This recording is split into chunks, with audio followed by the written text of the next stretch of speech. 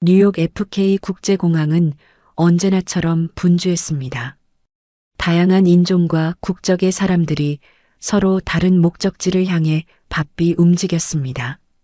출발 게이트 주변에는 명확한 두 개의 세계가 존재했습니다. 가죽 라운지, 의자와 조용한 분위기의 1등석 대기실, 그리고 그 맞은편의 좁은 의자와 소란스러운 이코노미석 대기실. 두 공간 사이에는 눈에 보이지 않는 선이 그어져 있었습니다.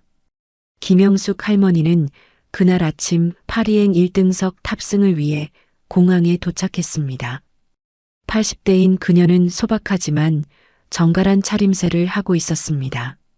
그녀의 하얀 머리카락은 단정하게 올려져 있었고 얼굴에는 세월의 흔적이 깊게 패어 있었지만 그 눈빛은 여전히 또렷했습니다. 영숙 할머니는 뚜렷한 한국어 억양의 영어를 구사했지만 목소리는 자신감이 묻어 있었습니다. 17번 게이트에 도착한 영숙 할머니는 1등석 탑승 카운터로 향했습니다. 몇몇 사람들은 호기심 어린 눈으로 할머니를 바라보았습니다. 아시아계 노인이 1등석 카운터로 향하는 모습이 그들에게는 다소 의외로 보였던 것입니다. 카운터에는 20대 후반으로 보이는 젊은 여성 직원 케이틀린이 서 있었습니다. 그녀는 영숙 할머니가 카운터에 다가오자 잠시 올려다보았다가 다시 컴퓨터 화면으로 시선을 돌렸습니다. 영숙 할머니가 바로 앞에 섰을 때 케이틀린은 잠시 그녀를 위아래로 훑어보았습니다. 그러곤 미소 없이 말했습니다. 이 줄은 1등석 승객 전용입니다. 영숙 할머니는 친절하게 미소를 지으며 1등석 탑승권을 내밀었습니다. 네, 티켓 여기 있습니다. 케이틀린은 탑승권을 흘끗 보고는 스캔하지 않았습니다. 대신 의심스러운 눈길로 다시 영숙 할머니를 바라보았습니다. 80대 동양인 할머니가 아무도 없이 혼자 1등석을 탄다는 게 믿기지 않는다는 눈빛이었습니다. 신분증을 보여주시겠어요? 보통 탑승권 스캔 과정에서 신분증을 요구하는 경우는 드물었습니다. 특히 1등석 승객들에게는 더욱 그랬습니다. 영숙 할머니는 이 점을 알고 있었지만 불평하지 않고 여권을 꺼내 건넸습니다. 케이틀린은 여권을 받아들고 페이지를 넘겨보았습니다. 그리고는 다시 영숙 할머니를 의심스럽게 바라보았습니다. 잠시만 기다려주세요. 케이틀린은 동료에게 뭔가를 속삭였습니다.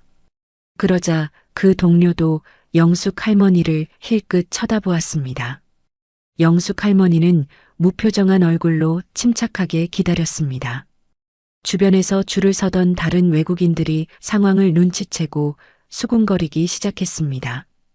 케이틀린은 여전히 여권과 탑승권을 확인하는 척하며 시간을 끌었습니다.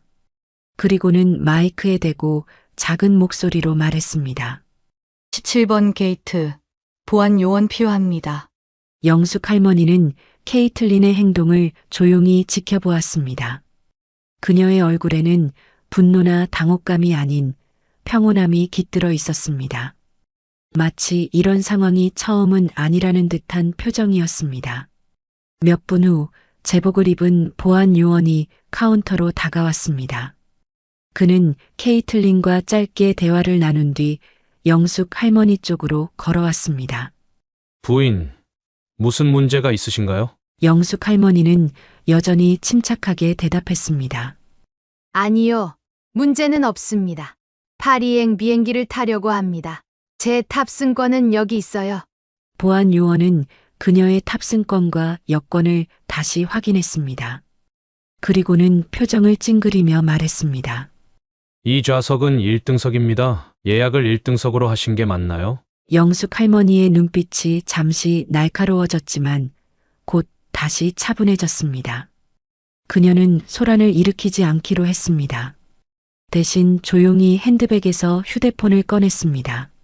잠시만요. 그녀는 전화번호를 눌렀습니다.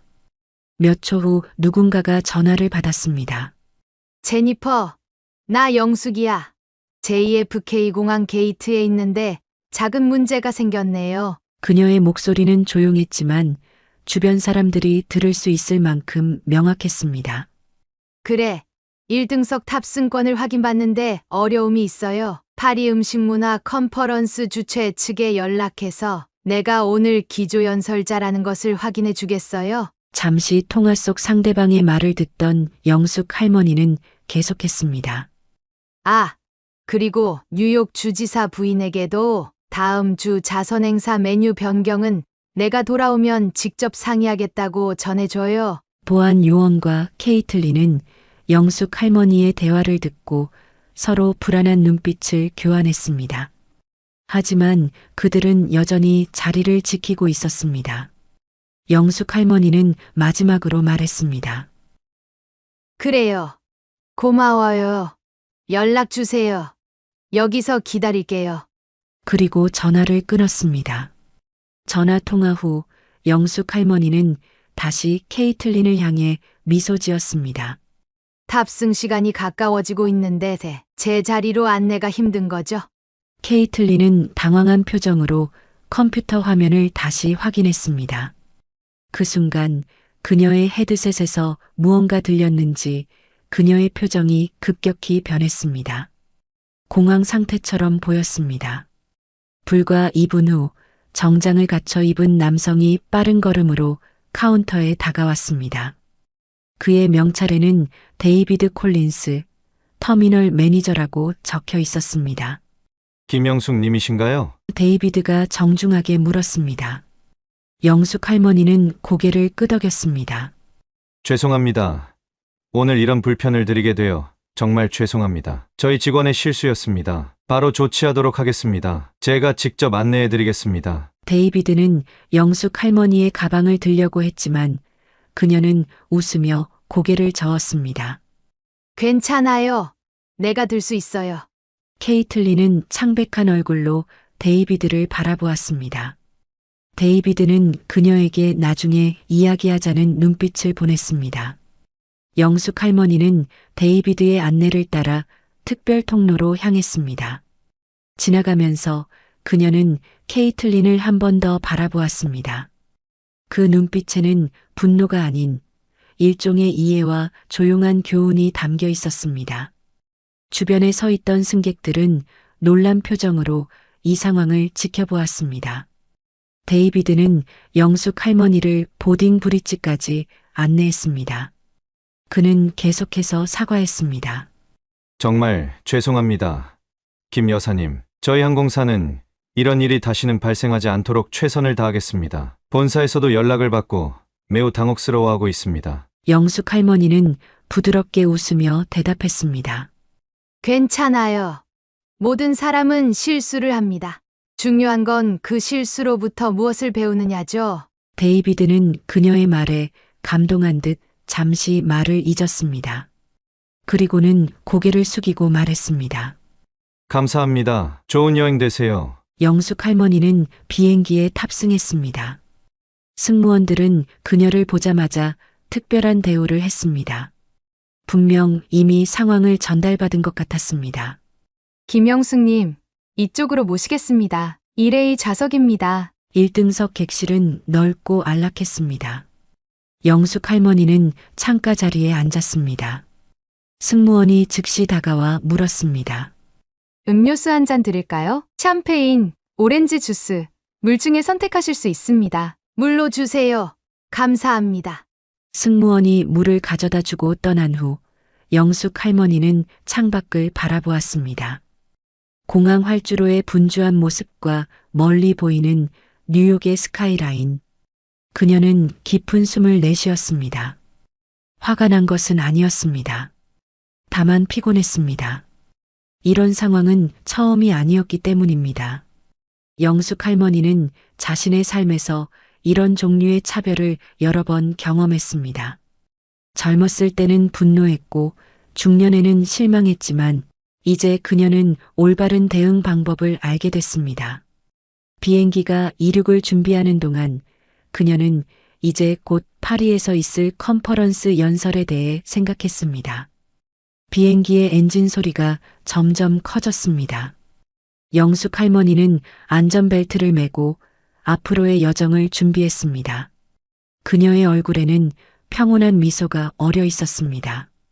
비행기가 이륙하고 안정된 후 승무원들은 음료 서비스를 시작했습니다.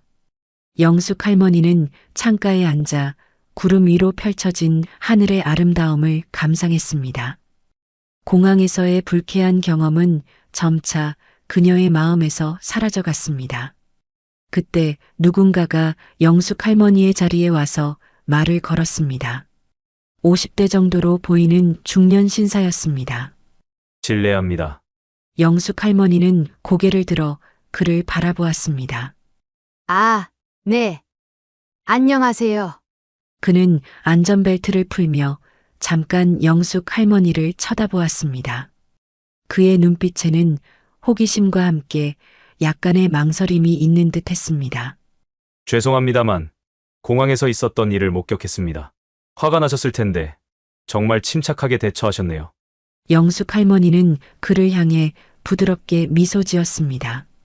오래 살다 보면 그런 상황들에 익숙해집니다. 특히나 저 같은 동양인들은 자주 겪는 일이죠. 저는 로버트 앤더슨이라고 합니다. 신사가 자신을 소개했습니다.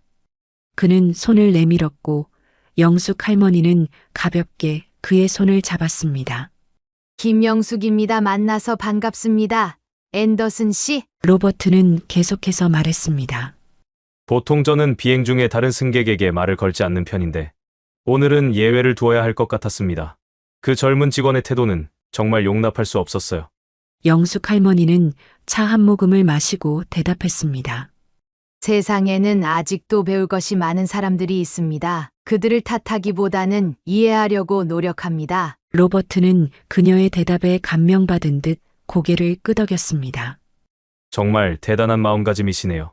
많은 사람들이 그런 상황에서 화를 내거나 소란을 피웠을 텐데요.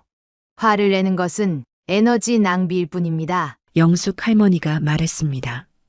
더구나 그런 행동은 상대방의 편견만 강화시키죠. 제가 만약 오늘 소리를 질렀다면 그들에게 감정적인 동양인 여성이라는 인식을 심어주게 되는 겁니다. 로버트는 잠시 생각에 잠겼습니다. 그의 눈빛에는 존경심이 깃들어 있었습니다. 파리로 가시는 이유가 있으신가요? 그가 물었습니다. 세계 음식 문화유산 보존 컨퍼런스에 기조연설을 하러 갑니다. 영숙 할머니가 대답했습니다. 고추장, 된장과 같은 한국 전통 발효 식품이 현대 요리에 어떤 영향을 미치는지에 대해 이야기할 예정이에요. 로버트의 눈이 갑자기 반짝였습니다. 요리에 관심이 많으신가 보네요. 영숙 할머니는 미소 지었습니다. 네, 평생 음식을 만들었어요. 뉴욕에서 한 식당을 운영했습니다. 혹시 로버트가 조심스럽게 물었습니다. 퀸즈 지역에서 식당을 운영하신 적이 있으신가요? 영숙 할머니는 눈을 크게 떴습니다. 그래요. 1970년대에 퀸즈에서 맘마 김이라는 작은 분식점을 시작했어요. 그는 자리에서 약간 몸을 돌려 영숙 할머니를 더 잘 볼 수 있게 자세를 바꾸었습니다. 믿기 힘들군요. 영숙 할머니는 의아한 표정을 지었습니다. 그녀는 로버트의 반응에서 무언가 특별한 것을 감지했습니다. 로버트는 깊은 숨을 들이쉬고 진지한 표정으로 대답했습니다. 제 인생을 바꾼 것이 한국 음식이었죠. 영숙 할머니는 그를 자세히 살펴보았습니다. 그의 얼굴에서 어떤 익숙함을 느꼈지만 정확히 기억해낼 수는 없었습니다. 로버트가 회상하듯 말했습니다.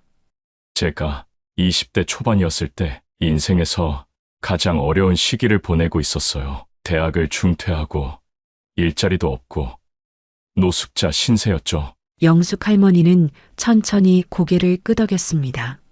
그러던 어느 날 추운 겨울밤에 퀸즈의 작은 한식당에 들어갔어요. 돈은 거의 없었지만 너무 배가 고팠거든요. 영숙 할머니의 눈이 점점 커졌습니다. 오래된 기억이 서서히 되살아나기 시작했습니다. 그곳의 주인이었던 한국인 여성은 제게 따뜻한 음식을 대접해 주었어요. 비빔밥이라고 했죠. 그리고 돈이 없다는 걸 알고도 뭐 어떠냐며 먹고 나서 설거지만 해주면 된다고 말했죠. 잠깐만요. 영숙 할머니가 말했습니다. 그녀의 목소리가 약간 떨렸습니다. 설마 그 식당이 맘마 김이었나요? 로버트는 감격스러운 표정으로 고개를 끄덕였습니다. 맞아요. 그리고 그 친절한 주인이 바로 당신입니다. 김 여사님, 영숙 할머니의 마음속에서 과거의 기억들이 물밀듯이 쏟아져 나왔습니다. 1970년대 중반 경제적으로 어려웠던 시기에 그녀의 작은 식당에 찾아온 여러 손님들 중에서도 특히 기억에 남는 젊은이가 있었습니다. 마른 체구에 초롱초롱한 눈빛을 가진 배고픈 청년이었습니다. 혹시 영숙 할머니가 물었습니다. 당신이 저희 가게에서 설거지를 도와주고 가게 뒷방에서 몇 주 동안 지냈던 그 청년인가요? 로버트의 눈에 눈물이 고였습니다. 네, 김 할머니, 제가 그 배고픈 청년 로버트입니다. 두 사람 사이에 잠시 침묵이 흘렀습니다. 40년이 넘는 세월을 뛰어넘어 재회한 순간 그들은 서로를 바라보며 말없이 미소 지었습니다. 영숙 할머니의 눈가에도 눈물이 맺혔습니다. 창밖으로 보이는 구름과 하늘의 모습이 서서히 변하기 시작했습니다. 마치 시간이 과거로 돌아가는 듯한 느낌이었습니다.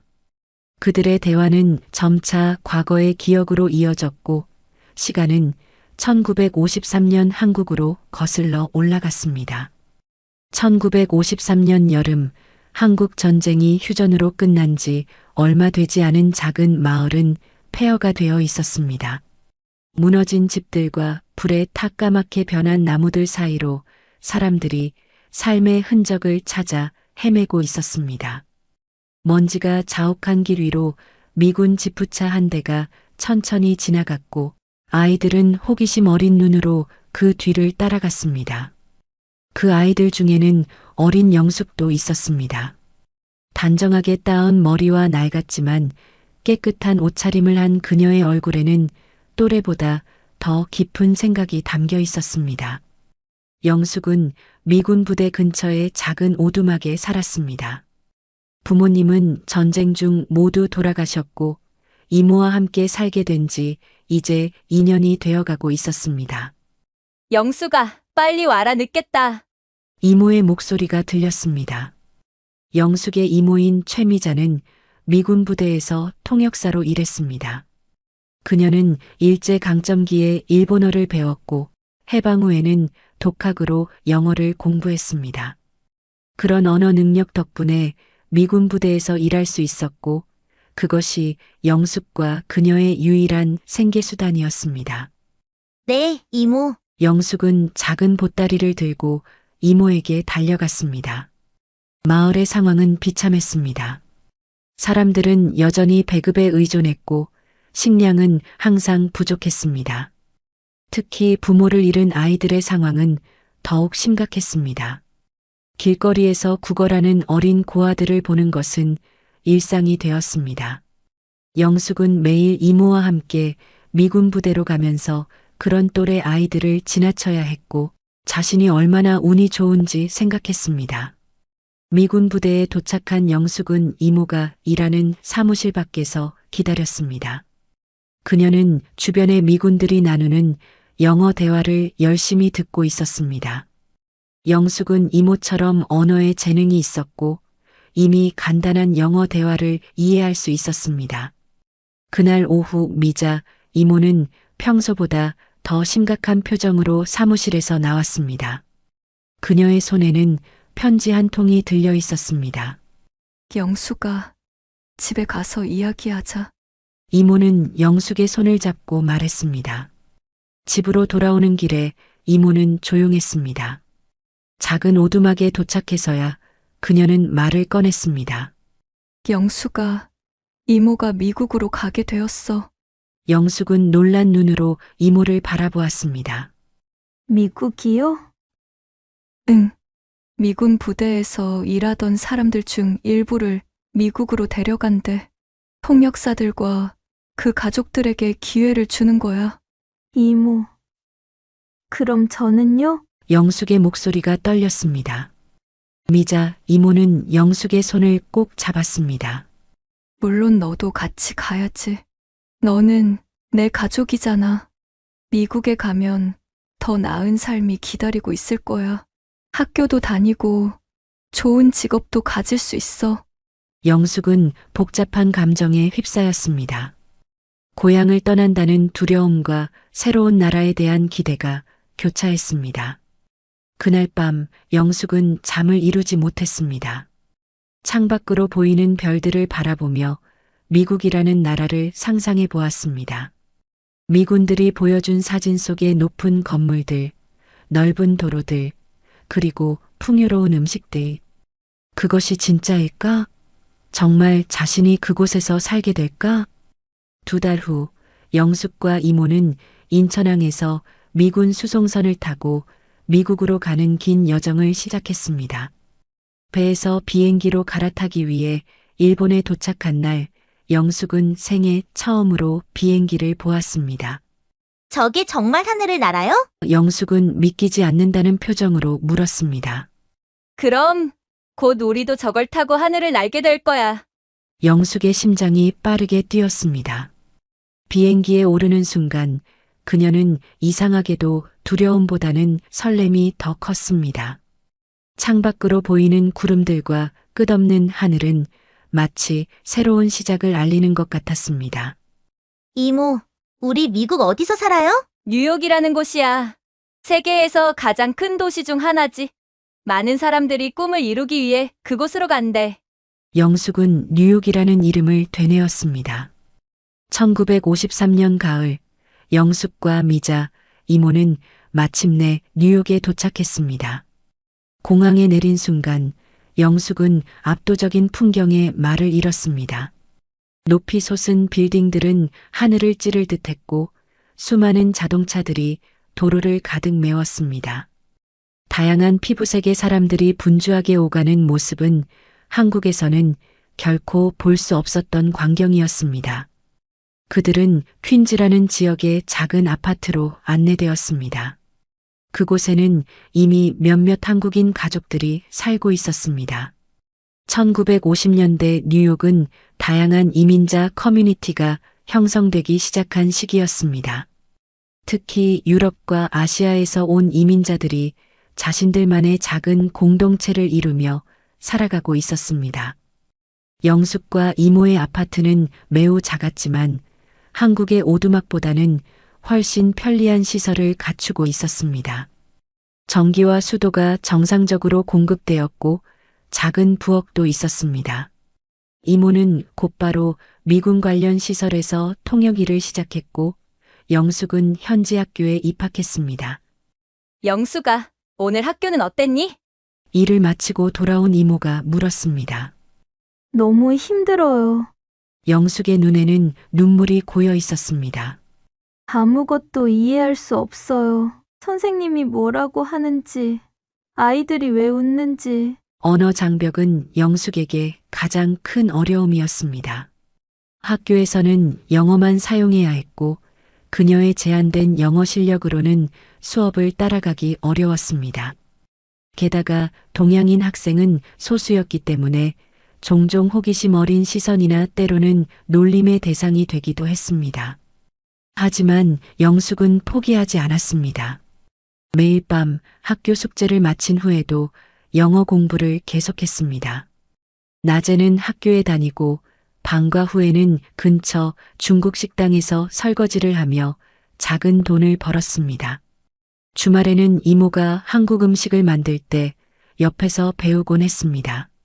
영수가, 우리가 한국에서 가져온 건 별로 없지만 우리의 맛만큼은 잊지 말아야 해. 이모는 된장찌개를 끓이며 말했습니다. 영숙은 이모가 알려주는 요리법을 하나하나 기억했습니다.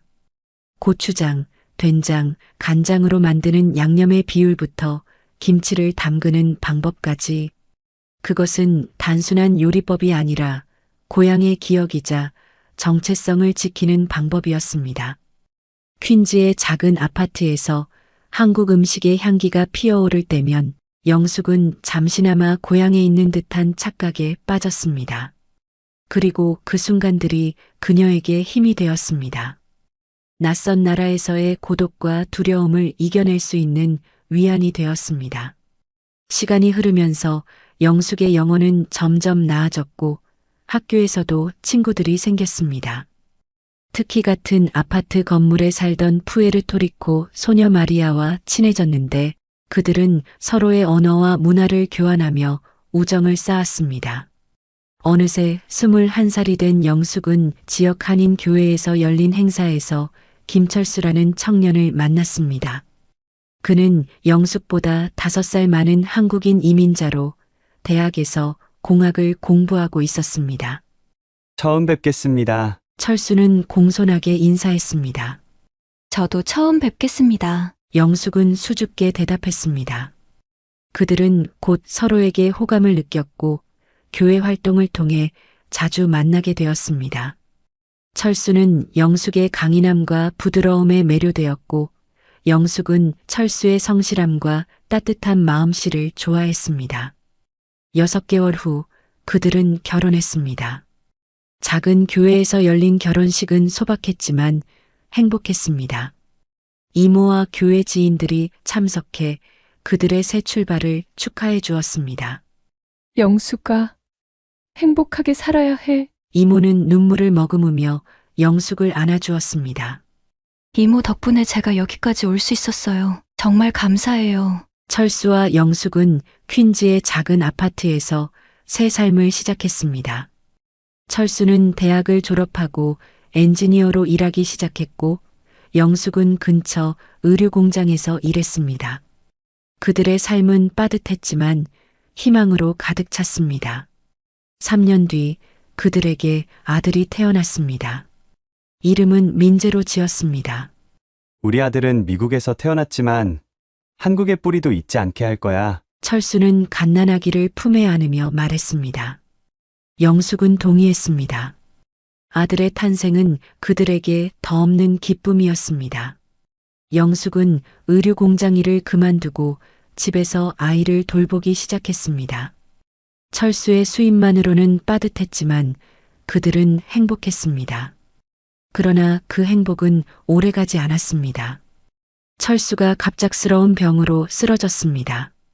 의사들은 급성 백혈병이라고 진단했습니다. 치료를 시작했지만 병은 빠르게 진행되었습니다. 영숙아, 미안해. 당신과 민재를 두고 혼자 가게 되어서. 병원 침대에 누운 철수가 말했습니다. 아니에요. 당신은 나아질 거예요. 우리가 함께 민재를 키울 거예요. 영숙은 눈물을 참으며 대답했습니다. 하지만 철수의 상태는 나아지지 않았습니다. 3달 후 그는 27살의 나이로 세상을 떠났습니다. 영숙은 24살의 젊은 나이에 미국에서 홀로 2살배기 아들을 키우게 되었습니다. 철수의 장례식 후 영숙은 깊은 슬픔에 빠졌습니다. 밤마다 우는 아들을 안고 그녀 역시 조용히 눈물을 흘렸습니다. 하지만 그녀는 오래 슬퍼할 시간이 없었습니다. 생계를 위해 다시 일을 시작해야 했기 때문입니다. 민재야, 엄마가 널 위해 강해질게. 영숙은 잠든 아들을 바라보며 다짐했습니다. 영숙은 다시 의류 공장에서 일하기 시작했습니다. 이모가 낮에 민재를 봐주었고 밤에는 영숙이 직접 돌봤습니다. 주말에는 한인 슈퍼마켓에서 추가로 일했습니다. 그렇게 5년이 흘렀습니다. 30살이 된 영숙은 중요한 결정을 내렸습니다.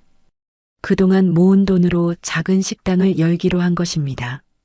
이모, 한식당을 열려고요. 영숙이 말했습니다. 식당이라고? 힘들 텐데. 이모는 걱정스러운 표정을 지었습니다. 네, 알아요. 하지만 공장 일로는 민재에게 더 나은 미래를 줄 수 없어요. 제가 할 수 있는 일은 요리뿐이에요. 영숙은 퀸즈의 작은 상가에 자리를 얻었습니다. 임대료는 비쌌지만 한인들이 많이 사는 지역이었기 때문에 시작하기에 좋은 위치라고 생각했습니다. 가게 이름은 맘마김으로 정했습니다.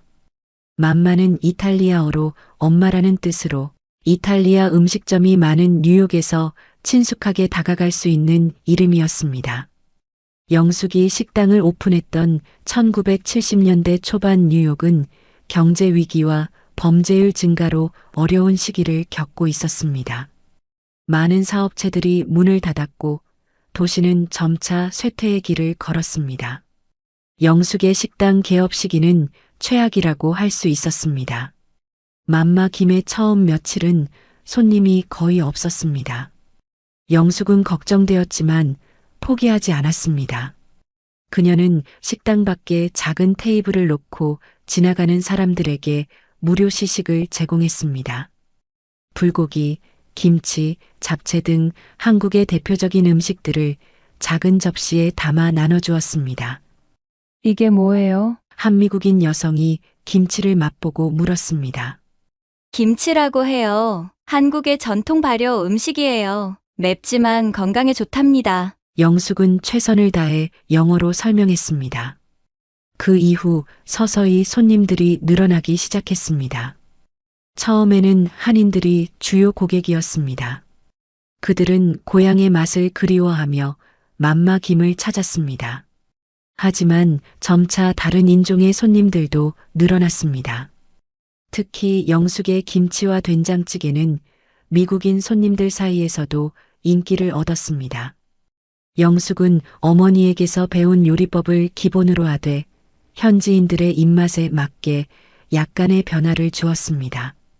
양념의 매운 정도를 조절하고 재료를 현지에서 구하기 쉬운 것으로 대체하기도 했습니다. 하지만 그녀는 항상 한국 음식의 본질을 지키려고 노력했습니다. 식당 운영은 결코 쉽지 않았습니다. 아침 일찍 시장에 가서 신선한 재료를 사고 하루 종일 요리하고 밤늦게까지 손님을 받았습니다. 그리고 그 모든 시간 동안 7살 민재는 식당 뒤편의 작은 방에서 숙제를 하거나 놀고 있었습니다. 엄마, 나도 도울게. 민재가 종종 말했습니다. 고마워. 우리 아들. 하지만 우리 민재는 공부에 집중해야 해. 영숙은 아들의 머리를 쓰다듬으며 대답했습니다. 식당 문을 연 지 6개월 후 영숙은 첫 번째 어려움에 직면했습니다. 근처에서 강도 사건이 빈번하게 발생했고 맘마 김도 2번이나 강도를 당했습니다. 다행히 큰 피해는 없었지만 영숙은 불안에 시달렸습니다. 하지만 뜻밖의 도움이 찾아왔습니다. 지역 경찰관들이 점심시간에 자주 식당을 찾기 시작한 것입니다.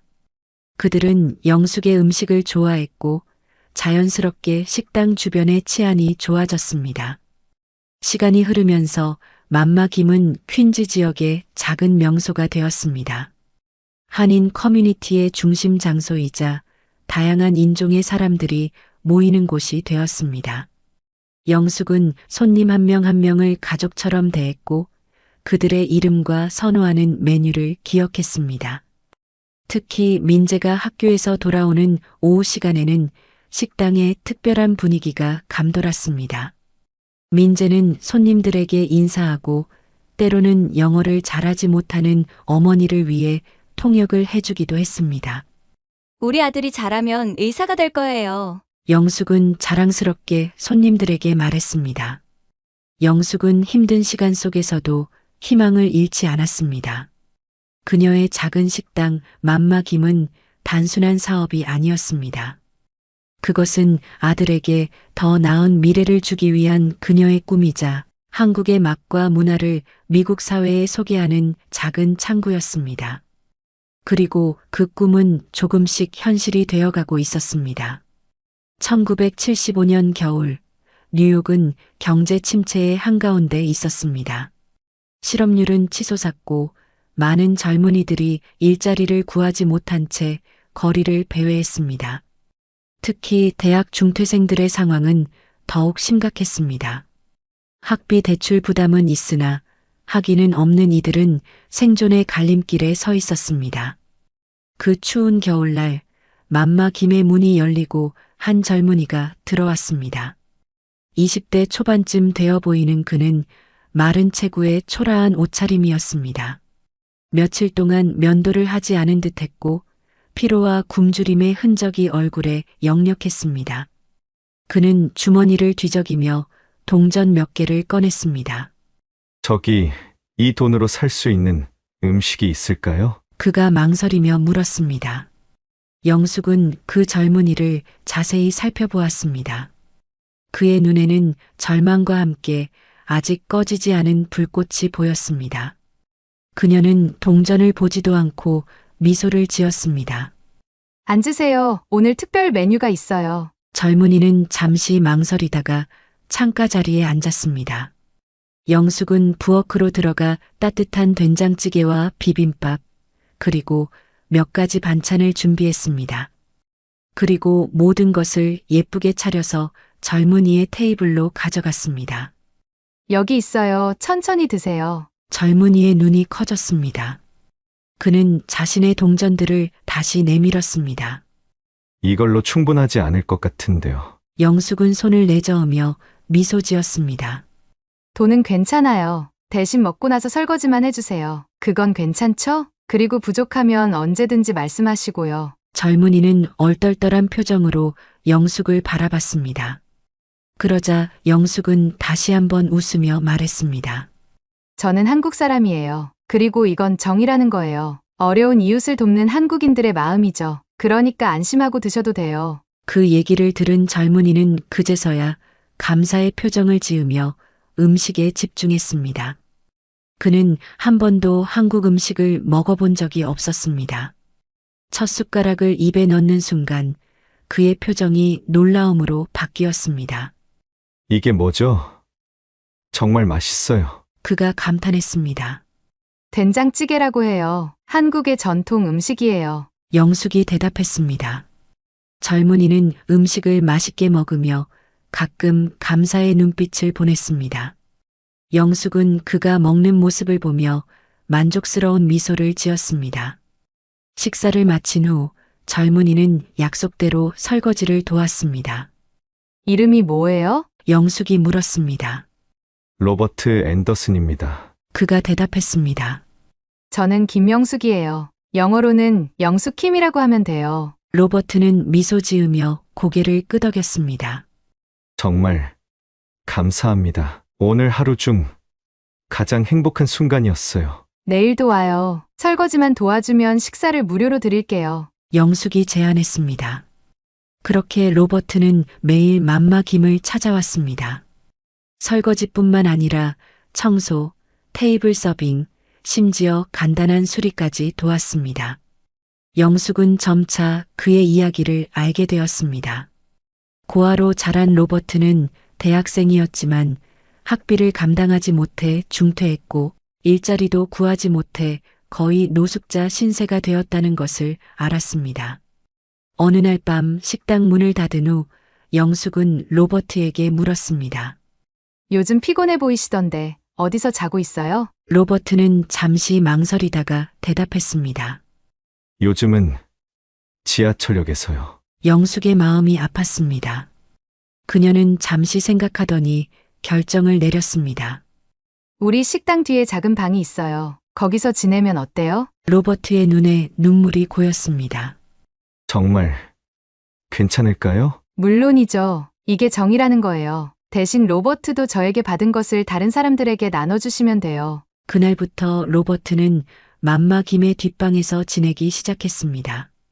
영숙의 아들 민재도 로버트를 좋아했습니다. 로버트는 민재에게 영어를 가르쳐 주었고 민재는 로버트에게 한국어를 가르쳐 주었습니다. 영숙은 로버트에게 한국 요리를 가르치기 시작했고 로버트는 영숙의 영어 실력 향상을 도왔습니다. 그들은 종종 식당이 한가한 오후의 대화를 나누곤 했습니다. 영숙 씨, 저는 항공 서비스에 관심이 많아요. 어느 날 로버트가 말했습니다. 항공 서비스라고요? 영숙이 물었습니다. 네, 비행기를 타는 승객들의 경험을 개선하는 거예요. 음식, 좌석, 서비스 모든 면에서요. 로버트는 열정적으로 자신의 아이디어를 설명했습니다. 더 편안한 좌석, 더 맛있는 기내식, 승객들을 위한 맞춤형 서비스 등 그의 눈은 이야기를 하는 동안 반짝였습니다. 멋진 아이디어네요. 영숙이 말했습니다. 그런데 왜 그 일을 시작하지 않아요? 돈이 없어서요. 투자자를 찾아야 하는데 누가 대학 중퇴생의 아이디어에 투자하겠어요? 로버트가 씁쓸하게 대답했습니다.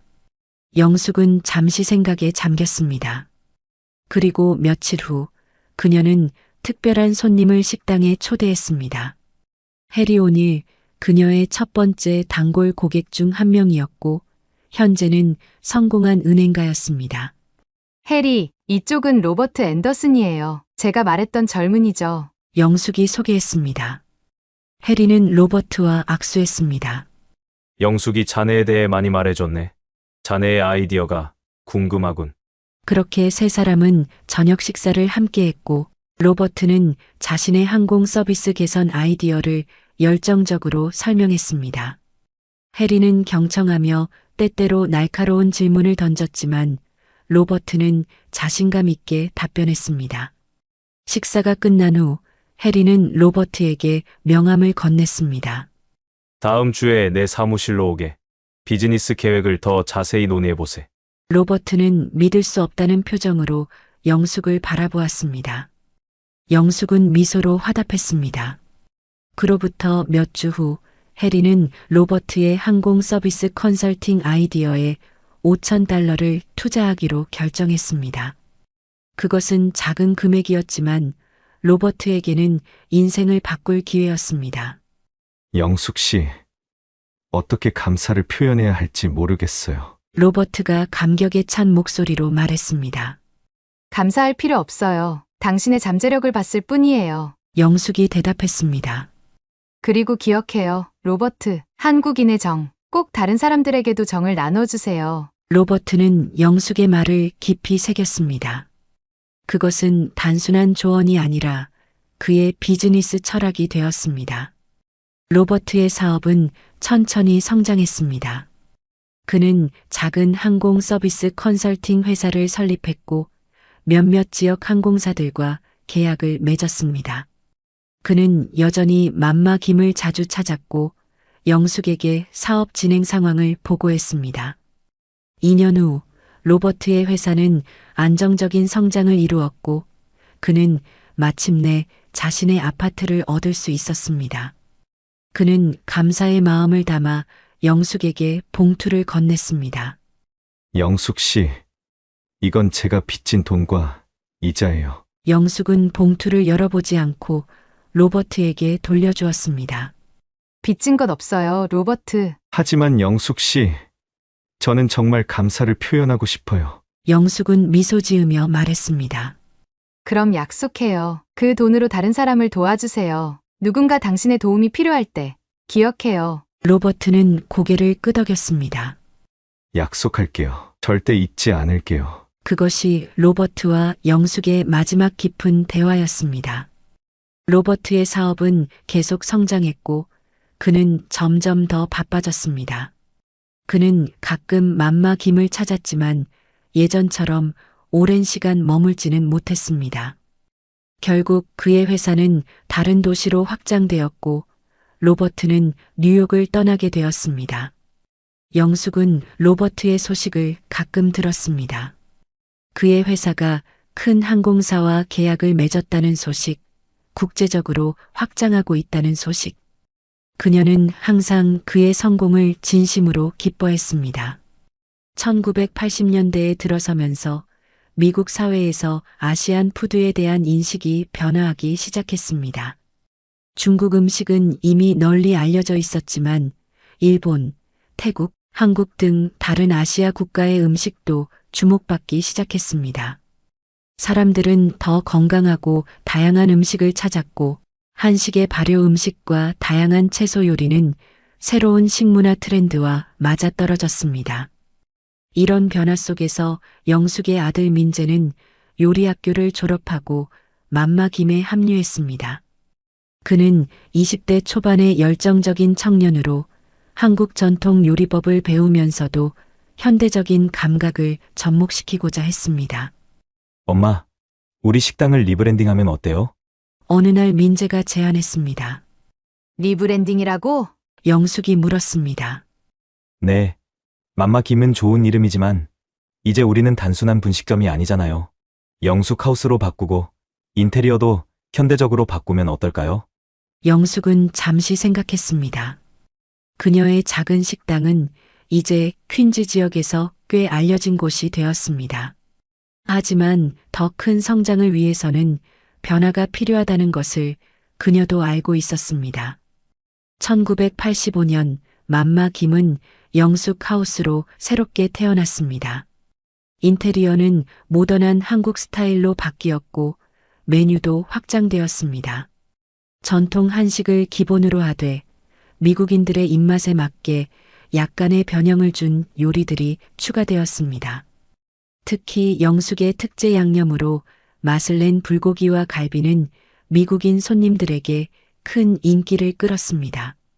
성공적인 리브랜딩 후 영숙과 민재는 더 큰 도전을 결심했습니다. 바로 맨해튼 진출이었습니다. 1988년 영숙 하우스는 맨해튼 미드타운의 두 번째 지점을 열었습니다. 개업 첫날부터 사람들이 줄을 서서 기다렸고 뉴욕의 유명 음식 평론가들도 찾아왔습니다. 이것은 단순한 한식당이 아니다. 이것은 문화적 경험이다. 한 평론가가 칭찬했습니다. 맨해튼 지점의 성공으로 자신감을 얻은 영숙과 민재는 다른 도시로의 확장을 계획했습니다. 1990년대 초반부터 보스턴, LA, 시카고 등 주요 도시에 영숙 하우스 지점을 열었습니다. 각 지점에는 현지 셰프가 있었지만 모든 요리의 기본 레시피와 양념은 영숙이 직접 관리했습니다. 2000년대에 들어서면서 한국 대중문화가 세계적으로 주목받기 시작했습니다. K-드라마, K-팝에 이어 K-푸드도 세계인의 관심을 끌었습니다. 김치, 비빔밥, 불고기 등의 한식이 건강식으로 재평가되었고 발효식품의 건강 효능이 과학적으로 증명되기 시작했습니다. 이런 추세 속에서 영숙하우스는 더욱 주목받았습니다. 2005년 뉴욕타임스는 영숙을 미국 한식의 개척자로 소개하는 특별 기사를 실었습니다. 그 기사는 영숙의 이민 이야기부터 사업 성공까지 자세히 다루었고 많은 사람들에게 영감을 주었습니다. 영숙 김은 단순한 요리사가 아니다. 그녀는 문화의 가교이자 미국 음식 문화의 다양성을 풍요롭게 한 선구자다. 기사는 이렇게 평가했습니다. 2010년 영숙은 70세가 되었지만 여전히 현역으로 활동했습니다. 그녀는 한 지점씩 돌아다니며 품질을 확인하고 요리사들을 교육했습니다. 그리고 2015년 할머니의 부엌이라는 다큐멘터리 시리즈에서 영숙을 주인공으로 한 에피소드를 제작했습니다. 다큐멘터리는 영숙의 일상을 따라가며 그녀의 요리 철학과 인생 이야기를 담았습니다. 이 다큐멘터리는 전 세계적으로 큰 반향을 일으켰고 영숙은 국제적인 명성을 얻게 되었습니다. 저는 그저 사람들에게 맛있는 음식을 대접하고 싶었을 뿐이에요. 다큐멘터리에서 영숙은 겸손하게 말했습니다. 음식은 사랑이고 소통이에요. 한국의 맛을 통해 사람들이 서로를 이해하게 되기를 바랐어요. 그 다큐멘터리 이후 영숙은 세계 각국의 요리 행사와 컨퍼런스에 초청받기 시작했습니다. 그 중에서도 파리에서 열리는 세계 음식문화유산 보존 컨퍼런스의 기조연설 초청은 그녀에게 특별한 의미가 있었습니다. 그것은 단순한 요리사로서가 아니라 문화 전파자로서 그녀의 공헌을 인정받은 것이었습니다. 80대에 접어든 영숙은 이제 일상적인 식당 운영은 아들 민재와 손자 제이슨에게 맡기고 자신은 특별한 행사와 요리 클래스에 집중했습니다. 하지만 그녀의 열정은 여전히 식지 않았습니다. 그녀는 항상 새로운 도전을 찾았고 이번 파리 컨퍼런스 역시 그런 도전 중 하나였습니다. 할머니, JFK 공항으로 모셔다 드릴게요. 손자 제이슨이 말했습니다. 고마워, 제이슨. 하지만 나는 택시 타는 걸 좋아해. 떠나기 전 뉴욕의 마지막 풍경을 택에서 보고 싶어. 영숙이 미소 지으며 대답했습니다. 그렇게 영숙은 파리행 비행기를 타기 위해 JFK 국제공항으로 향한 것이고 그곳에서 오래 전 인연인 로버트를 만난 것입니다. 영숙 할머니는 멋지게 자란 로버트를 바라보며 궁금한 게 생겼습니다. 지금은 어떤 일을 하고 있나요? 로버트는 잠시 망설이더니 정중하게 대답했습니다. 저는 현재 미국 항공사 연합의 CEO로 일하고 있습니다. 영숙 할머니의 입이 놀라움으로 살짝 벌어졌습니다. CEO라고요? 네, 로버트가 겸손하게 대답했습니다. 정말 놀랍군요. 영숙 할머니가 감탄했습니다. 배고픈 청년이 이렇게 성공하다니 정말 자랑스러워요. 로버트. 로버트의 얼굴에는 진심 어린 감사의 표정이 번졌습니다. 그는 잠시 주위를 둘러본 후 목소리를 낮추어 말했습니다. 사실 오늘 제가 이 비행기에 탄 것은 우연이 아닙니다. 영숙 할머니는 의아한 표정으로 그를 바라보았습니다. 무슨 뜻인가요? 저는 비밀 손님 프로그램의 일환으로 이 비행기에 탑승했습니다. 저희 항공사 연합에서는 서비스 품질을 직접 점검하기 위해 고위 임원들이 정기적으로 신분을 숨기고 일반 승객으로 비행기를 이용합니다. 영숙 할머니의 눈이 커졌습니다. 그럼 공항에서 있었던 일도 네, 로버트가 고개를 끄덕였습니다. 모두 지켜보고 있었습니다. 사실 할머니가 전화를 걸었을 때 저도 이미 상황 해결을 위해 움직이고 있었어요. 하지만 할머니가 차분히 대응하시는 것을 보고 오히려 제가 나서지 않는 것이 좋다고 판단했죠. 그 직원의 행동은 모두 기록되었고 적절한 조치가 취해질 겁니다. 영숙 할머니는 깊은 숨을 내쉬었습니다. 그런 조치가 꼭 필요할까요? 그저 교육이 부족했던 것 같은데. 로버트는 진지한 표정으로 대답했습니다. 할머니의 너그러운 마음씨는 여전하시군요. 하지만 그런 행동은 용납될 수 없습니다. 그때 에밀리 승무원이 음료 카트를 밀고 다가왔습니다. 음료 드릴까요? 로버트는 미소 지으며 대답했습니다. 레드와인 부탁합니다. 그리고 영숙 할머니를 향해 눈짓했습니다. 와인 한 잔 어떠세요? 영숙 할머니는 미소로 답했습니다. 괜찮아요. 전 차로 충분합니다. 에밀리가 로버트에게 와인을 건네고 떠난 후 두 사람의 대화는 계속되었습니다. 로버트는 와인 잔을 들어 올리며 말했습니다. 할머니의 건강과 우리의 재회를 위해. 영숙 할머니는 차 잔을 들어 그의 와인 잔에 가볍게 부딪혔습니다. 로버트, 당신과 이야기하느라 시간 가는 줄 몰랐네요. 영숙 할머니가 창밖을 바라보며 말했습니다. 로버트가 시계를 확인했습니다. 거의 4시간이 지났네요. 이륙한 직후부터 지금까지 계속 이야기했던 거예요. 영숙 할머니가 놀라워했습니다. 40년의 세월을 뛰어넘어 다시 만난 두 사람은 비행기가 파리를 향해 날아가는 동안 음식과 인생에 대한 이야기를 나누며 시간을 보냈습니다. 파리 샤를 드골 공항은 현대적인 건축미와 프랑스 특유의 세련된 분위기가 조화를 이루고 있었습니다. 비행기가 활주로에 부드럽게 착륙했고 승객들은 안전벨트를 풀기 시작했습니다. 영숙 할머니는 창밖으로 프랑스의 하늘을 바라보았습니다.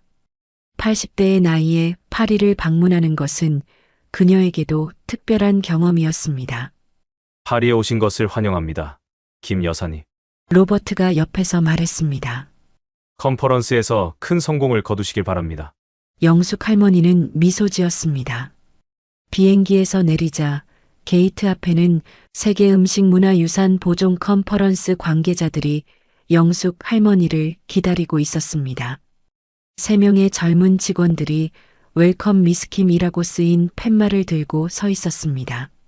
김영숙님, 중간에 선 프랑스 여성이 환하게 웃으며 앞으로 나섰습니다.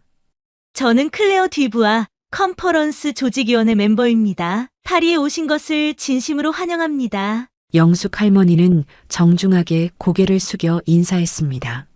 초대해 주셔서 감사합니다.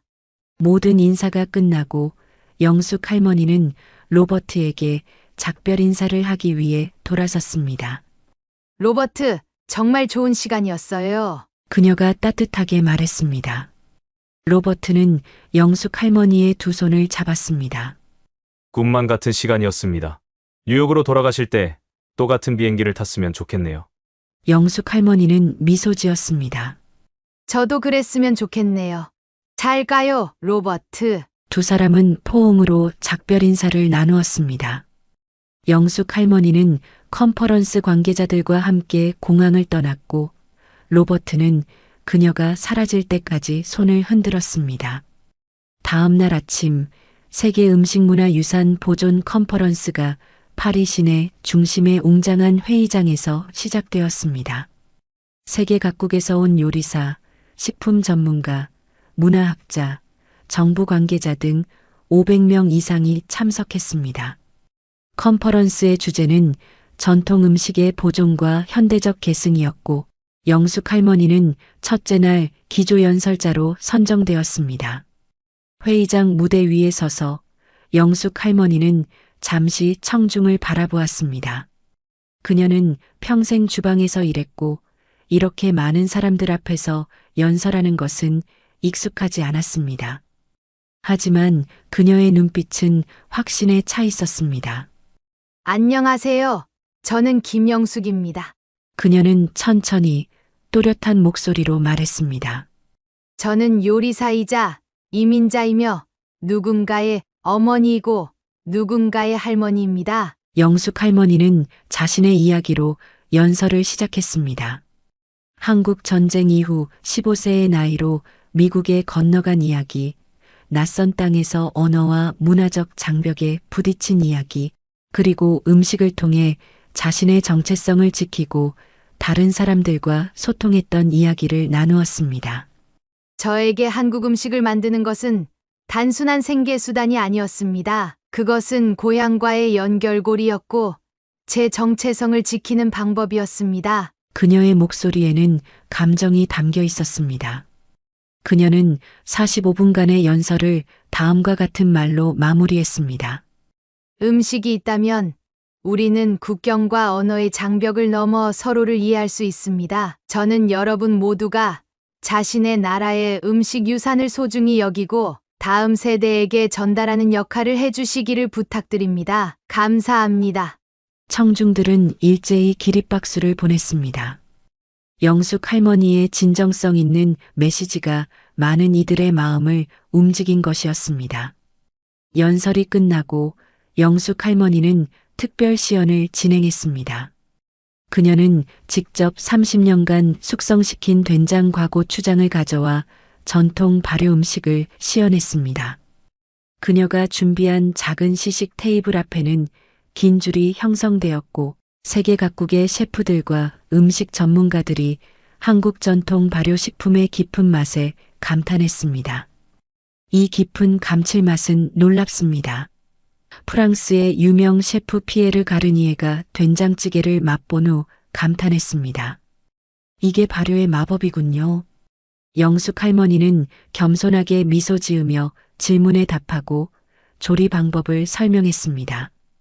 그렇게 일주일이 지나고 영숙 할머니는 뉴욕으로 돌아가기 위해 파리 호텔방에서 짐을 꾸리고 있었습니다.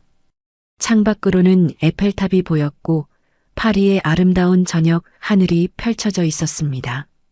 그녀는 잠시 창가에 서서 지난 한 주를 돌아보았습니다. 컨퍼런스는 예상보다 훨씬 성공적이었습니다. 그녀의 연설과 시연은 많은 언론의 주목을 받았고 여러 나라의 요리학교와 문화기관에서 초청 제안이 쏟아졌습니다. 이모도 이런 날이 올 거라고는 상상도 못했겠지? 영숙 할머니는 혼잣말로 중얼거렸습니다. 그녀는 자신을 미국으로 데려온 이모를 떠올렸습니다. 그 용기 있는 결정이 없었다면 지금의 그녀는 존재하지 않았을 것입니다. 일주일간의 컨퍼런스 일정을 마친 영숙 할머니는 뉴욕으로 돌아가기 위해 샤를 드골 공항에 도착했습니다. 호텔 차량이 공항 입구에 멈추자 공항 직원 한 명이 다가와 정중하게 인사했습니다. 김영숙님, 환영합니다. 제가 체크인을 도와드리겠습니다. 영숙 할머니는 의아한 표정으로 그를 바라보았습니다. 그녀는 이런 대우를 누군가에게 요청한 적이 없었습니다. 감사합니다만 어떻게 제 이름을 아셨나요? 직원은 미소 지으며 대답했습니다. 공항 측에서 미리 안내를 해줬습니다. 오늘 귀하의 탑승을 돕기 위해 대기하고 있었습니다. 그녀는 영숙 할머니의 가방을 받아들고 전용 체크인 카운터로 안내했습니다. 그곳에서 또 다른 직원이 환한 미소로 그녀를 맞이했습니다. 김영숙님, 오늘 저희 항공편을 이용해 주셔서 감사합니다. 체크인을 신속히 도와드리겠습니다. 체크인을 마친 후 직원은 영숙 할머니를 VIP 라운지로 안내했습니다. 라운지에 들어서자 우아한 공간에 고급 다과가 준비되어 있었고 안락한 좌석들이 마련되어 있었습니다. 영숙 할머니가 자리에 앉자 여성 매니저가 다가왔습니다. 그녀는 정중한 표정으로 고개를 숙였습니다. 김영숙님, 제 이름은 소피 뒤란입니다. 저희 항공사의 고객 서비스 담당 매니저입니다. 뉴욕 JFK 공항에서 있었던 불미스러운 일에 대해 진심으로 사과드립니다. 영숙 할머니는 놀란 표정을 감추지 못했습니다. JFK에서 있었던 일을 어떻게 아시죠? 소피는 조심스럽게 대답했습니다. 로버트 앤더슨, 저희 CEO께서 직접 연락하셨습니다. 그 일 이후 저희 항공사는 즉각적인 조치를 취했습니다. 케이틀린 직원은 해고되었고 모든 직원들이 재교육을 받고 있습니다. 해고라니. 그렇게까지 안 하셔도. 영숙 할머니가 걱정스럽게 물었습니다. 소피는 고개를 저었습니다. 그녀의 행동은 저희 항공사의 가치와 완전히 배치되는 것이었습니다. 하지만 걱정 마세요. 그녀는 퇴직금을 받았고 재교육 프로그램에 참여할 기회도 제공받았습니다. 영숙 할머니는 안도의 한숨을 내쉬었습니다. 그녀는 누구의 생계도 위협하고 싶지 않았습니다. 1시간 후 탑승 시간이 되었고 영숙 할머니는 다른 VIP 승객들보다 먼저 탑승할 수 있도록 안내받았습니다. 그녀가 1등석 객실에 들어서자 승무원들이 정중하게 인사했습니다. 영숙 할머니는 자리에 앉았고 몇 분 후 로버트가 나타났습니다. 그의 얼굴에는 환한 미소가 가득했습니다. 할머니, 잘 지내셨어요? 로버트가 웃으며 인사했습니다. 로버트, 또 같은 비행기네요. 영숙 할머니가 반가워했습니다. 로버트는 미소를 지으며 고개를 끄덕였습니다. 네. 사실 제가 같은 비행기를 예약했어요. 할머니를 다시 뉴욕까지 모시고 싶었거든요. 당신 덕분에 공항에서 VIP 대우를 받았어요. 고마워요. 영숙 할머니가 말했습니다. 로버트는 잠시 진지한 표정을 지었습니다. JFK에서 있었던 일은 결코 되풀이되어서는 안 되는 일이었어요. 저희 항공사의 책임이고 이런 일이 다시는 발생하지 않도록 조치했습니다. 비행기가 이륙하고 안정된 후 로버트는 영숙 할머니에게 가까이 몸을 기울였습니다. 할머니, 사실 오늘 할머니께 제안드리고 싶은 것이 있습니다. 무슨 제안인가요? 영숙 할머니가 궁금해했습니다. 저희 항공사에서 기내식 혁신 프로젝트를 시작하려고 합니다. 현재 기내식은 비판의 대상이 되고 있어요. 맛이 없고 건강에도 좋지 않고 환경 폐기물도 많이 발생시키죠. 영숙 할머니는 고개를 끄덕였습니다. 할머니의 한식에 대한 전문성과 건강한 발효 음식 지식으로 기내식 혁신을 이루고 싶습니다. 할머니께서 저희의 특별 고문으로 참여해 주신다면 정말 큰 영광일 것입니다. 영숙 할머니는 잠시 생각에 잠겼습니다.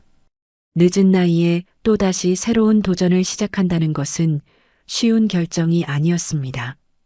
하지만 그녀의 눈에는 이내 결심의 빛이 어렸습니다. 좋아요.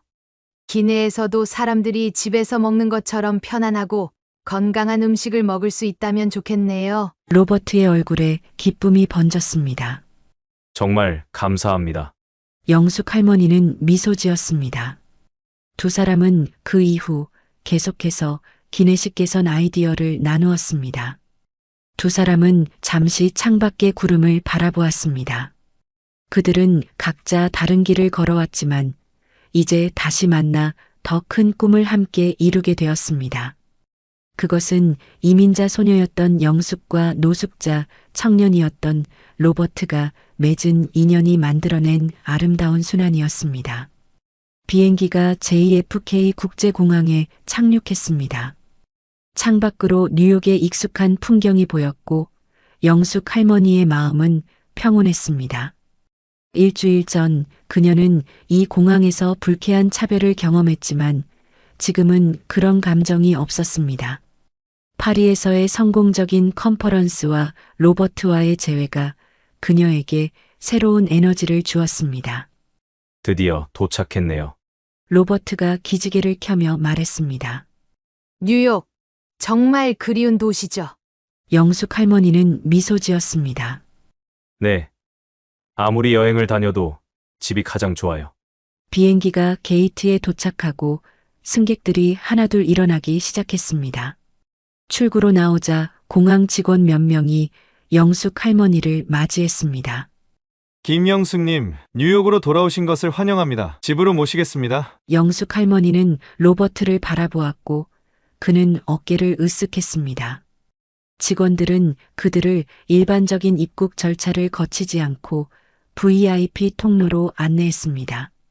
신속하게 입국 수속을 마친 후 그들은 공항 메인 터미널로 이동했습니다.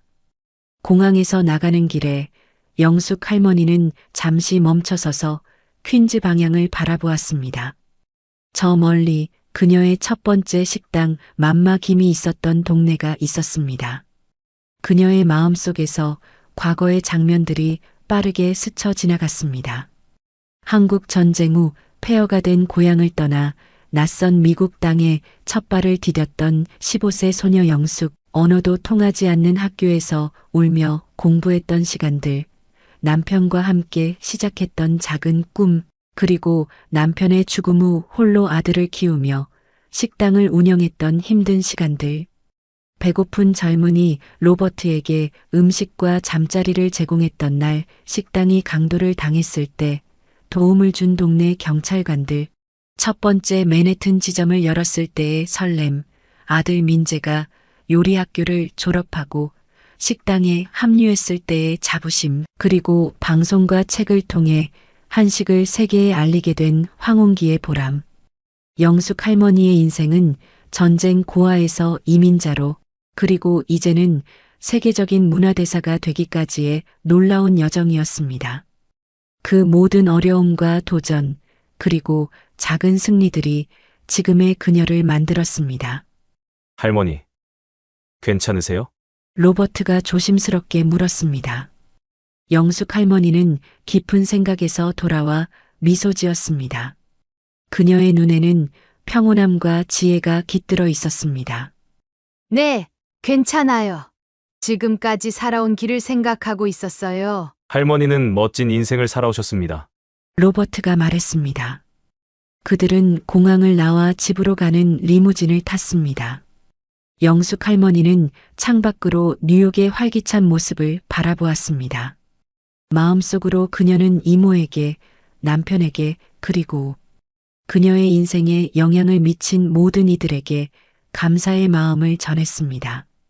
리무진이 퀸즈를 향해 달리는 동안 영숙 할머니의 얼굴에는 겸손한 미소가 어려 있었습니다. 집에 도착하면 맛있는 된장찌개 한 그릇 끓여드릴게요, 로버트. 영숙 할머니가 말했습니다. 드디어 세상에서 가장 맛있는 된장찌개를 맛볼 수 있는 건가요? 로버트가 미소 지으며 대답했습니다. 영숙 할머니는 따뜻하게 웃었습니다. 음식은 여전히 그녀가 사랑과 감사를 표현하는 가장 좋은 방법이었습니다. 그리고 그것은 앞으로도 변하지 않을 것이었습니다.